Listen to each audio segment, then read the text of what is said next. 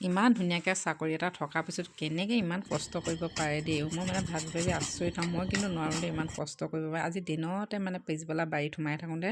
থুনথুনাই আছিলোঁ কচু অকণমান খাব মন গৈছিল তৎক্ষণাত মানে ল'ৰাটো লৈ কোন টাইমত গৈ তেওঁ এয়া কচু লৈ আহিলে মই বাৰান্দাত বহি থকা যেনতে গমেই নাপালোঁ এয়া কচু লৈ আহিলে ধুনীয়াকৈ কচু খাওঁ বুলি কোৱাৰ কাৰণে আৰু কচুখিনি অৱশ্যে আজি নাখাওঁ আজি এইকাৰণে নাখাওঁ যিহেতু এতিয়া সন্ধিয়া লাগিব অলপ পাছত আৰু ৰাতি কচু এনেও নাখায় বুলি কৈ বহুতে ধুনীয়াকৈ ধুই মেলি কাইলৈ আগবেলা টাইমত খাব লাগিব আৰু কচু অকল আমি মানুহে খাব অনা নাই নহয় তেওঁ কি কৰিলে কচু এক বস্তা মানে গাহৰিৰ কাৰণেও লৈ আনিছে আৰু এতিয়া গধূলি জুইকুৰা ধৰি মানে ধুনীয়াকৈ কচুবোৰ গাহৰি খুৱাবৰ কাৰণে মাটিবোৰ ধুনীয়াকৈ চাফা কৰি লৈছে মই মানে তেওঁ কামবোৰ দেখিলে আচৰিত মানি যাওঁ নিজে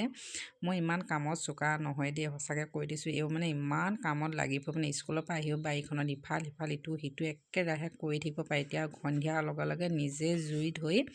আৰু মোকো অৱশ্যে ভাত শাক বনাবলৈ জুইকুৰা ধৰি দিয়ে আৰু ইয়াত চাওক ধুনীয়াকৈ গাহৰিৰ কাৰণে কি ধুনীয়াকৈ কচু বনাই আছে।